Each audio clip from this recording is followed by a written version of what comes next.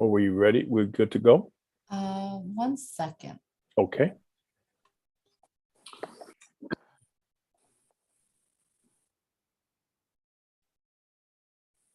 Okay, you're all set. Thank you. Good evening and welcome to the Finance and Claims Committee meeting of the Normal Common Council for today, Thursday, August 11th, starting at 7:04 p.m. We'll begin the meeting with the roll call of the Finance and Claims Committee members. Councilmember David Hooverman. Present. Councilmember Nora Nadelsky-Eichner. Present. Councilmember John Kides. Here. Thank you. And Councilmember Greg Burnett. So we have a quorum. Moving on to public participation. Do we have anyone that has dialed into the conference that wishes to speak? If you can raise your hand and we will give you access to open your mic to speak. There are no other attendees. Okay, great, thank you. And no emails have been sent in for this particular meeting. So at this point, we will close public participation and move on to item 4, which is approval of the minutes of the finance meeting dated July 14th, 2022. And do we have a motion on the minutes before we review any changes? So moved. Thank you, Councilmember Nora Nadelsky-Eichner. I do have several updates to the minutes, beginning with page 1 of the minutes, which is the attendance. Under attendance, David Hooverman was not in attendance, so his name should be removed, as well as Tom Keegan's name should be removed. Tom is no longer on the Common Council. He has relocated, so both of those names should come off the attendance list. Under staff, we should add the title for Tom Ellis, which is Budget Director. And then I have several updates to the minutes. And these updates have been shared with Telesco, so they have them, but I'll step through them for awareness so that all the committee members are aware as we vote. So beginning on page 2 under monthly claims report, items 5 through 7, the second sentence where it says, she explained the process for Mr. Meek's benefit that the committee, the word with should be striked out and replaced with has, HAS, oversight. Moving on to paragraph 2, the fourth sentence where it says some person's taxes went up, we should strike out light of last year's taxes on the owners, and that should be replaced with in spite of cars. And then the sentence finished with being older. Moving on in that same paragraph where it says, she also stated the department is shorthanded, we should strike out the word in the department and replace with in spite of the shortage. Moving on to the last sentence on page 2, Ms. Nadelsky-Eichner asks that the effects and the word between should be stricken and replaced with of, OF, effects of the raised car taxes. Moving on to page 3, the second paragraph where it states Mr. Ford explained that changes in the assessed amount, the word does should be changed to the word do, D-O. Moving on to the fourth paragraph, the word in the first sentence, it says injected that she notes on, that should be stricken. She notes on that should be taken out. And also after that, the word at the top should also be taken out. So she read that spreadsheets show the levy, etc. Moving on to the paragraph that begins with Mr. Meeks asked, we should strike out the word taxes reflect and replace with if those taxes reflect. Moving on to the next paragraph. The first sentence, we should strike out the word time. So should we describe the process of when taxes are assessed? And then we should also strike out taxes due is invoiced to businesses. That should be replaced with when they are billed, period. Moving on to the next sentence, where it says health department holding operating, that should be stricken and replaced with withholding a health permit. Moving on to the fourth paragraph from the bottom, which begins with Chair Burnett. The number 99.8 should be changed to 99.0%.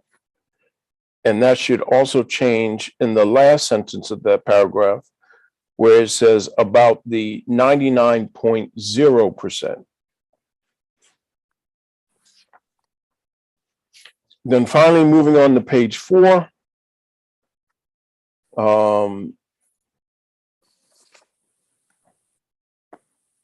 Where the one, two, Chair, just a quick question. yes, On the paragraph where it starts, Ms. Basharelli described the process of the very last line in that paragraph. There looks like there's a strike mark through the word all.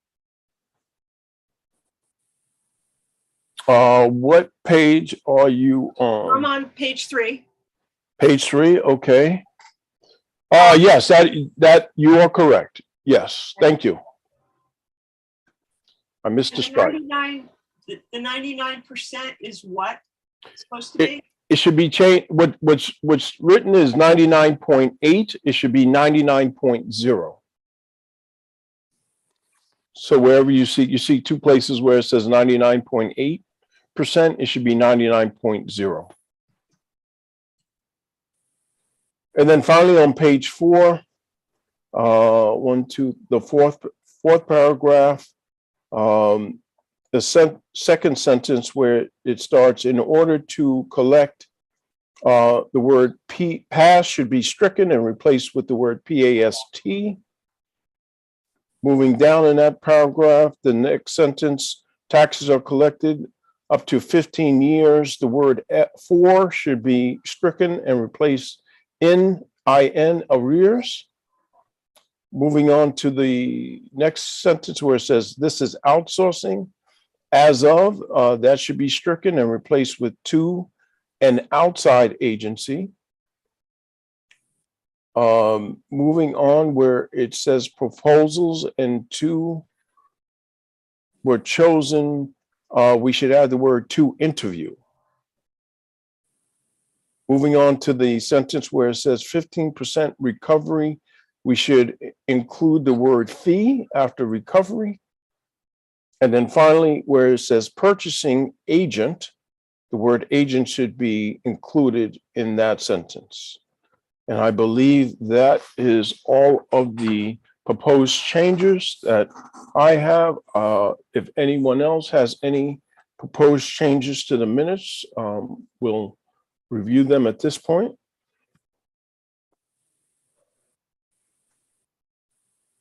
Okay, hearing, seeing none, I'll call for the vote. All those in favor of the minutes with the necessary changes, please reply by either verbally saying aye or a raise of hand. Aye. Aye. Okay, so we have 3 ayes. Councilmember Burnett, And Najelski, Eichner, and John Kides. Do we have any nays? And do we have any abstentions? abstention. Great, thank you. That's Councilmember Hooverman. So the minutes are approved with the necessary corrections. Thank you.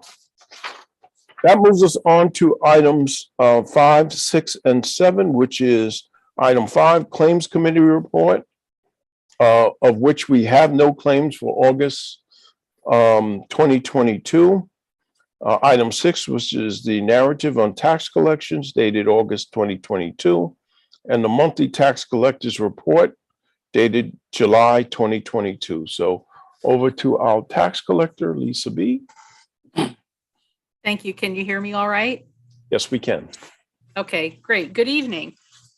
We are now through our collection cycle. Our collection period ended on August 1st. The numbers that I'm giving you with the end of July report are basically preliminary numbers in terms of the overall collection, because the last day to pay was August 1st, and we did process quite a bit of payments that first week of August.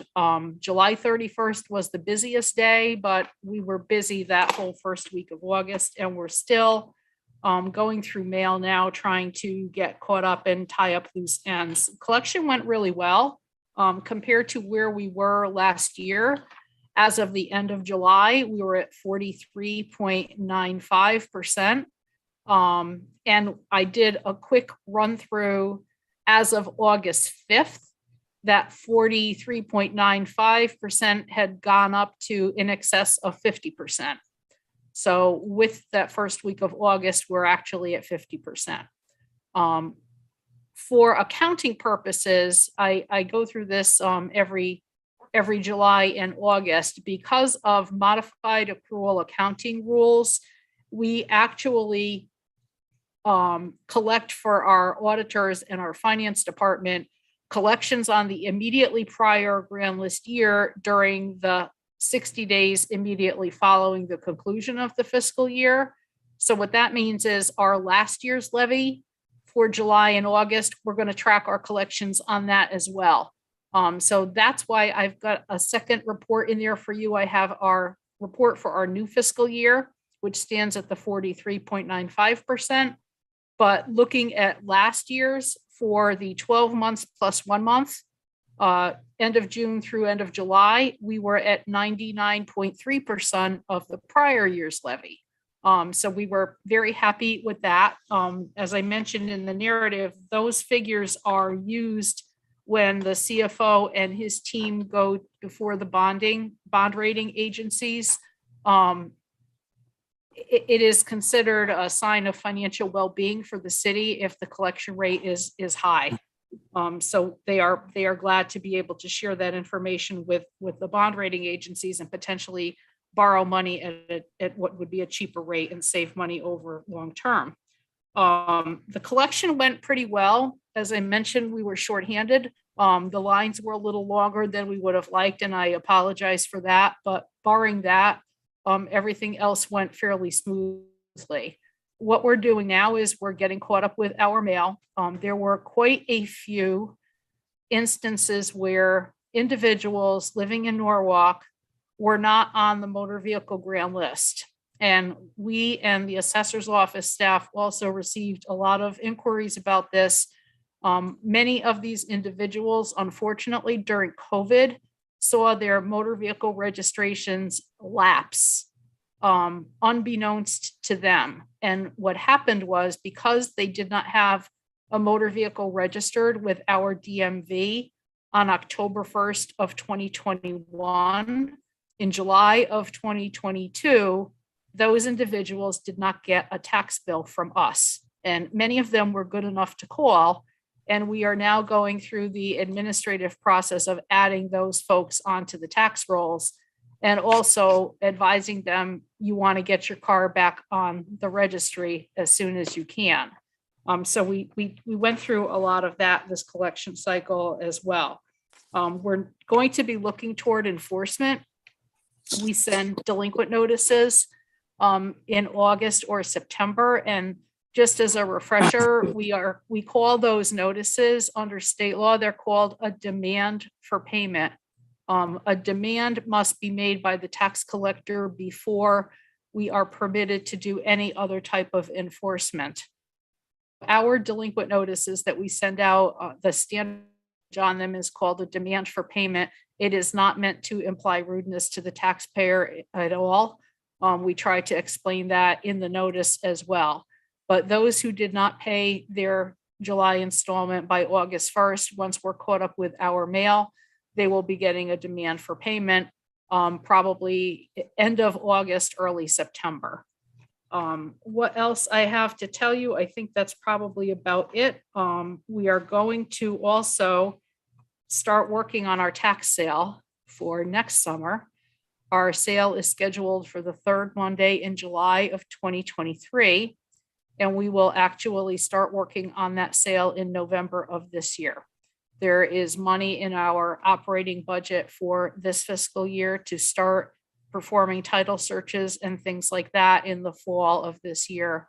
So I will keep you up to date on that. But for now, we're just trying to clean up after the collection and get our delinquent notices out. But I'd be happy to answer any questions you had, either about the prior year's collection or the current collection.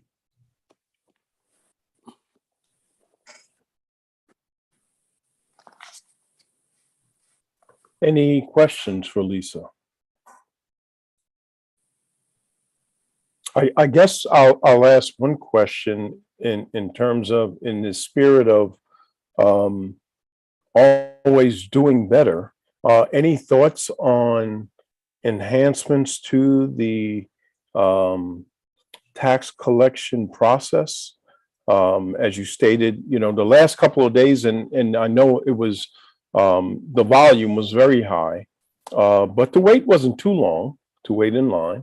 But any thoughts of any other innovative ways that we can make that experience better? I'm glad you asked. One of the ways that we try to make it better is the earlier we get our bills in the mail, the less long the lines are. And the bills did go in the mail a couple weeks later than we would have liked. And I did try to warn everybody that those lines were likely.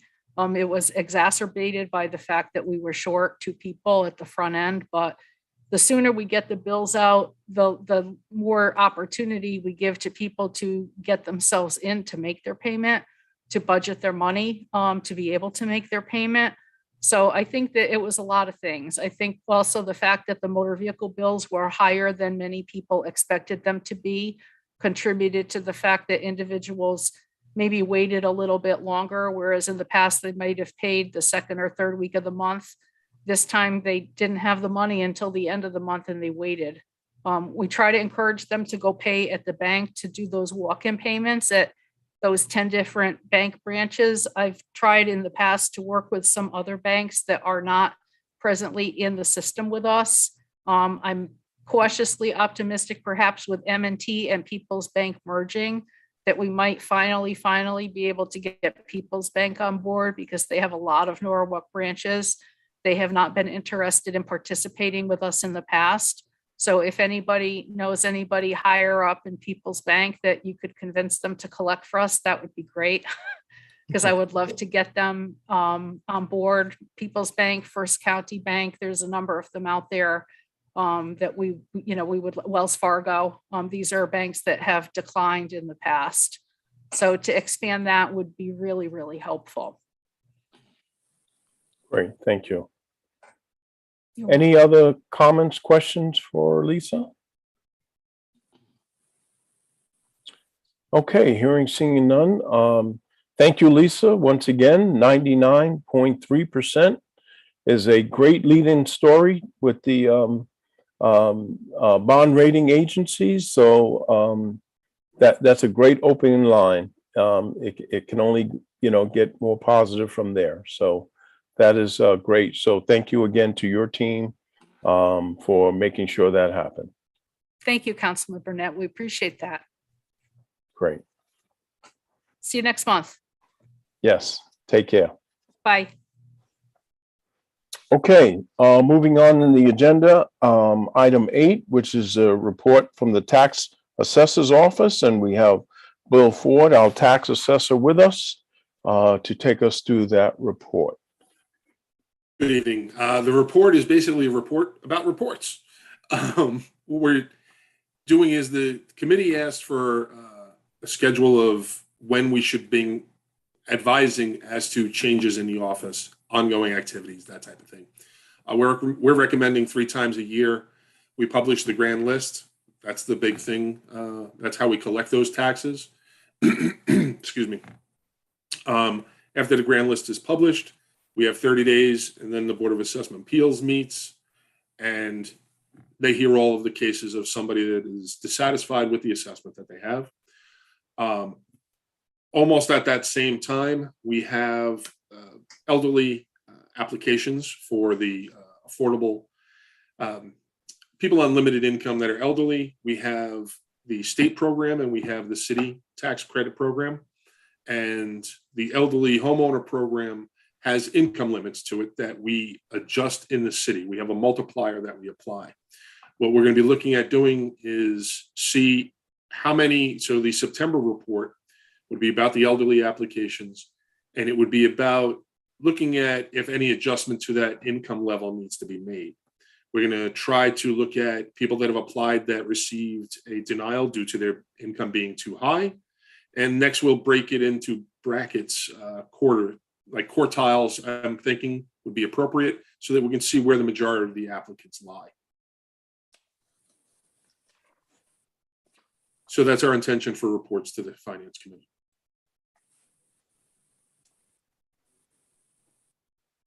Thank you. Any questions, comments as it relates to the projected reports from the tax assessor's office?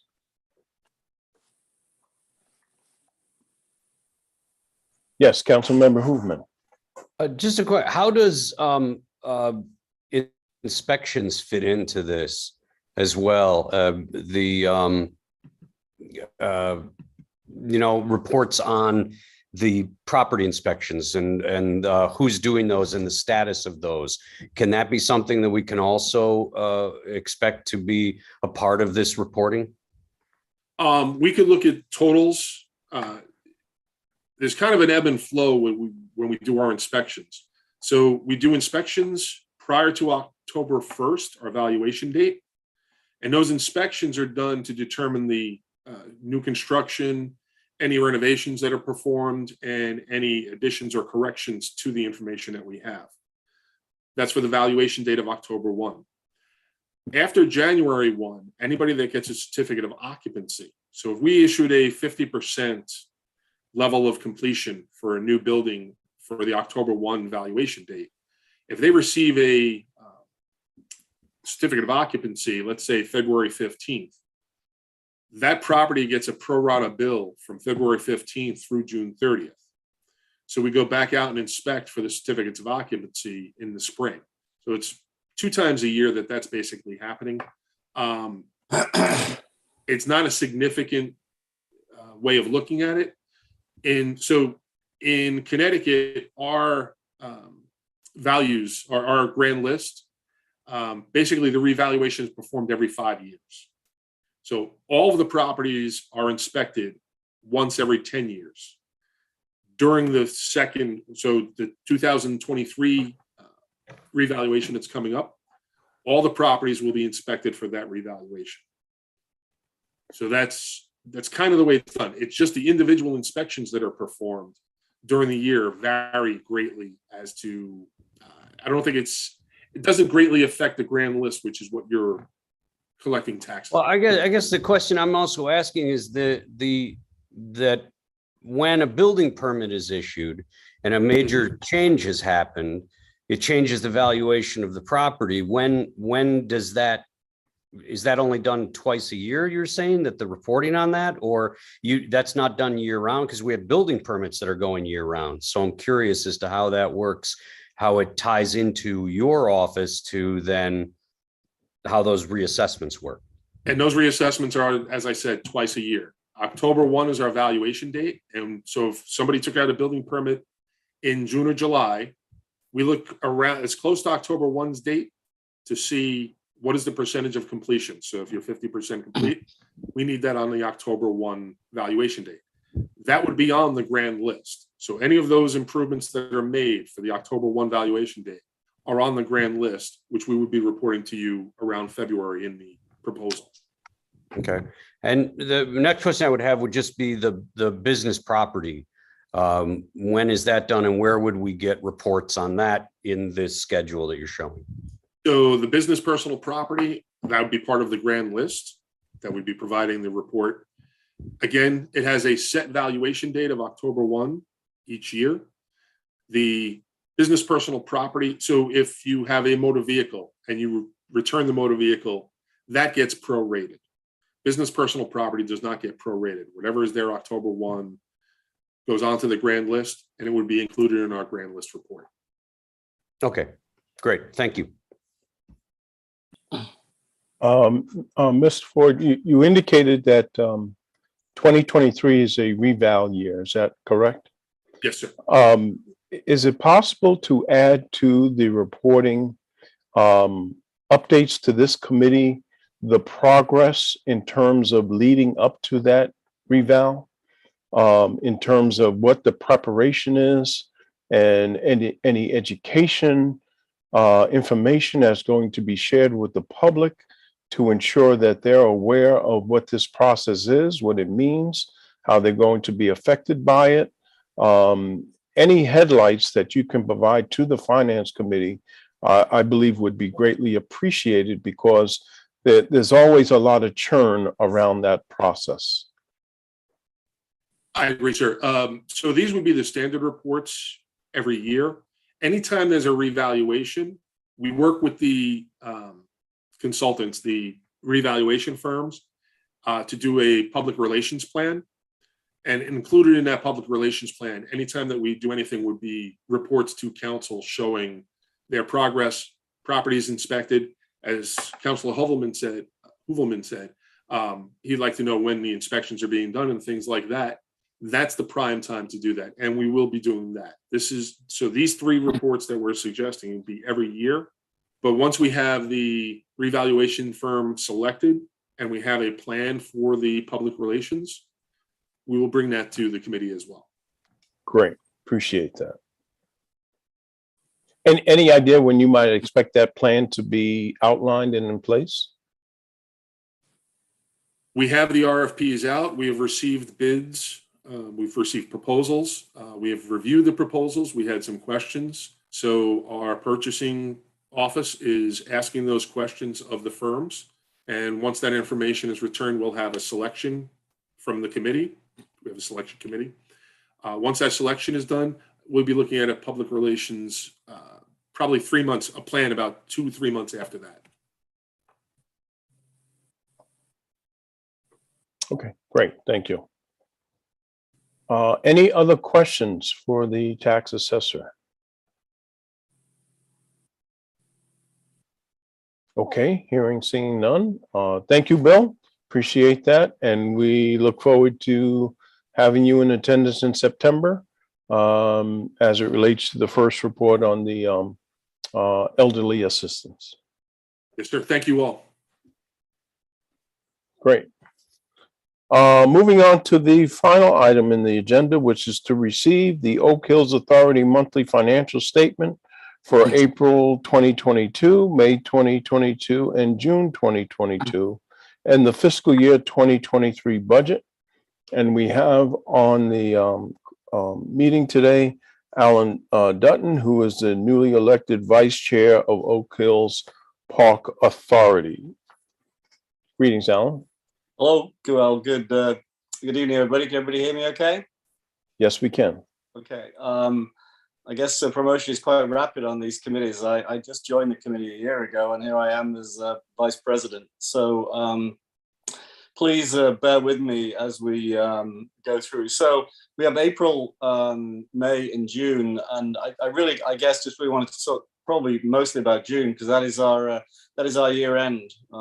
So we have finished our year end, and looking at the actual financial, commentary here, looking at the financial highlights, we did have a very good year. We ended up $243,000 over budget, which is obviously a good. Ended up with a cash balance of $383,000. Our cash balance now is actually, as of yesterday, was $556,000. So we continue to do well during this summertime. I'm sorry, Alan, to interrupt. Is there a particular page you want me to display, or do you just want to talk to it? It's right here now, pretty much. I'm just reading this page here, the financial commentary. For April? Not for April. I'm sorry. If you could shoot to the one which is June 22 financial commentary. There's like 66 pages here. No problem. Or I could just talk, whichever is easier. But we could go to, I don't know the actual page, but it's June 22 financial commentary. Oh, there we go. Great. So basically looking at the, just shoot up a bit, the financial highlights, $243,000, over budget. Currently a cash balance of $383,000. The current cash balance now is $556,000. We were over budget 2 really strong rounds this spring on the revenue side. On the expense side, we were $139,000 lower than budget. A lot of that was because of our car fleet lease was reclassed as a capital lease with which is a $100,000 reduction in year-to-date expenses, but we're still $38,000 under. We did have made all our payments basically to the city for this year, and we are in the process. We've done our budget for next year as well. On the capital side, just to talk, we did spend $270,000 in capital, which is pretty good, I think, for the authority. 170,000 of that was actually in continuous cart paths, which has helped us a lot. The reason we were able to do this was because the year before we had such a great year, because that was the COVID year, and people just came out and played golf, and I think the authority did really, really well. And so with that money, we put it back into the capital fund, and we spent it on this car pass, which now gives us the ability during bad weather to put carts out all the time, and it's been very, very well received. We also opened up the restaurant, as I think we all know, so there was some capital expenses involved there as well, which we did spend. So overall, I believe we've had a pretty good year ending in June 2022. Any questions, anything I can help you with on that particular this last fiscal year? Any questions for Alan? Just so you know, I do have a background in managing. I managed private clubs for about 35 years, city clubs and a few country clubs. So I am quite familiar with how these, not so much municipal courses, but these operates, and it's really good to get involved here, I think, for me. Could you share with us the before Mr. Hildman, can you share with us the status on the restaurant? How are things going? Let me put it that way. Well, it's very interesting you should mention that. Joe Andrasco, the chairman, and myself met with Don Mastronardi, who is the concessionaire there.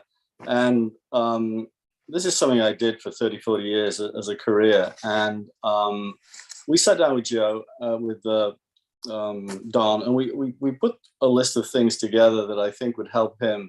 There's been some consistency issues there.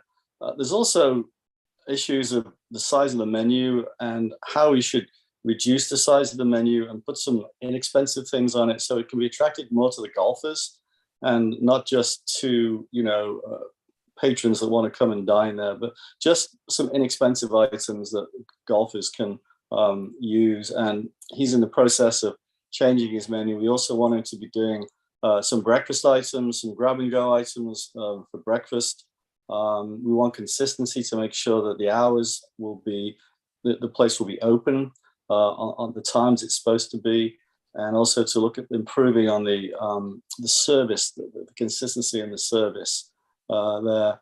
we brought this to his attention, and have given him, a time frame where we'd like to see these improvements in this area. It is an area of concern to the authority. And as a follow-up to that, is there any type, does the restaurant have any type of customer survey method that they're using to measure customer service and what customers would like to see at the restaurant? Any type of outreach that after a patron attends the restaurant, that they're getting any type of feedback in terms of the experience there? I don't believe there is. Obviously, we're getting emails from people that have not been happy, or the pro will get them and they'll send them to the authority. But I think that's a very good idea, and I think there's an opportunity to, if we get the emails from people that actually come to there to dine, to send them an email to ask them how they did. Also, there's an opportunity to put some maybe comment cards on the table with the menu so they could fill them out. Would also be another opportunity to do that. That's what some freestanding restaurants do. That's a good idea, Mr. Burnett. Great, thank you. I hope that idea can be implemented, because if we've already heard of concerns, yep, then there should be some way of measuring improvement. And the best way to measure that is to ask those patrons their thoughts and on their experience at the restaurant, so we can have continuous improvement.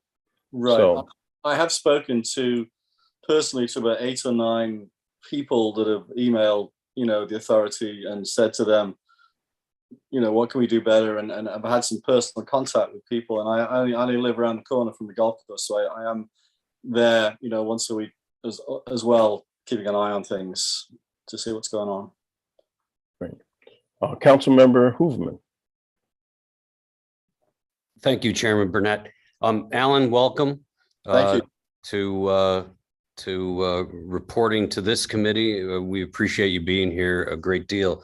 That sounds like it sounds like there's a number of issues with the restaurant for the way that you're talking, and I'm glad that you and Mr. Andrasco are, starting to look at how to improve that. And I agree with Chairman Burnett that, getting some of that firsthand information from patrons in the moment might be a really good idea. But I just really wanted to say welcome and thank you for your service. I think the key is consistency in the businesses I used to run, basically. And I have to tell you, committee, it's a really hard time now in the hospitality industry, because people don't want to work in our industry and they are getting a lot more money elsewhere. So to get people to work as cooks and waiters, waiters make money on commissions, and if they're not busy, we have a manager there now who I think is a good manager, and there have been some kitchen issues. It's consistency is what is I believe the issue for there. But thank you.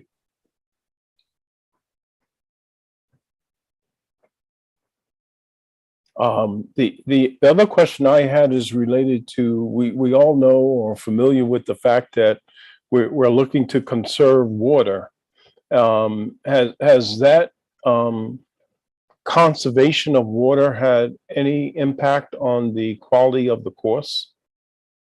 I do not believe so, but I do not know. I do know that in Jim Shell, we have one of the best green superintendents in Fairfield County. I knew he was the number 2 guy at Stanwich, and he's been with us about 10 years.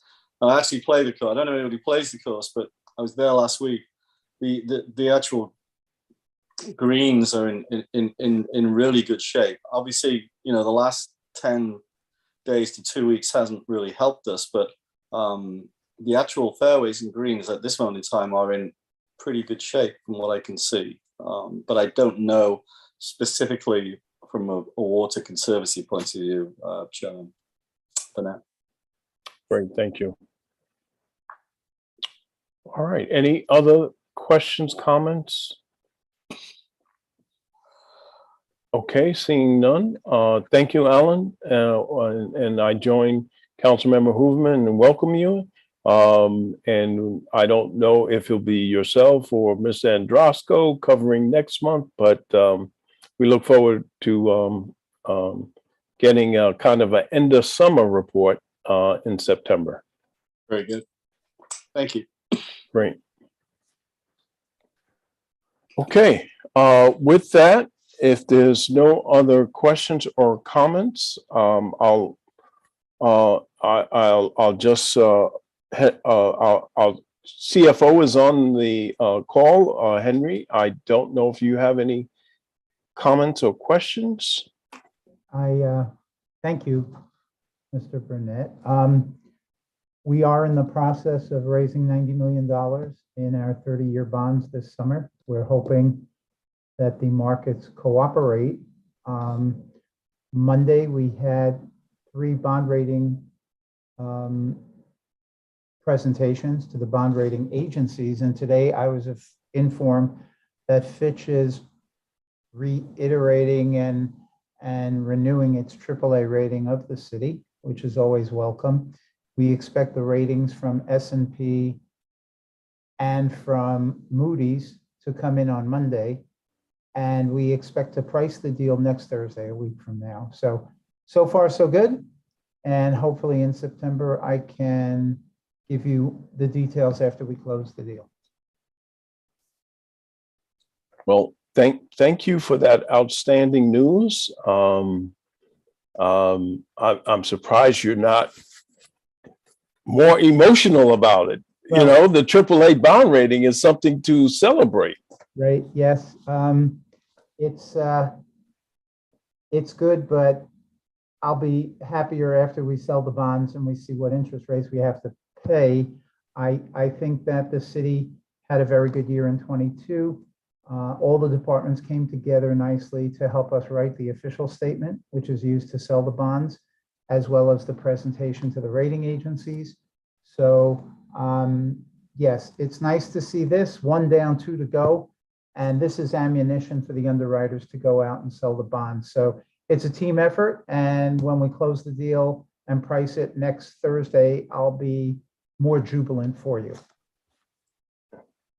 Excellent. Looking forward to seeing that excitement. Okay. Great, great. Okay, with that, do we have a motion to adjourn? Motion to adjourn.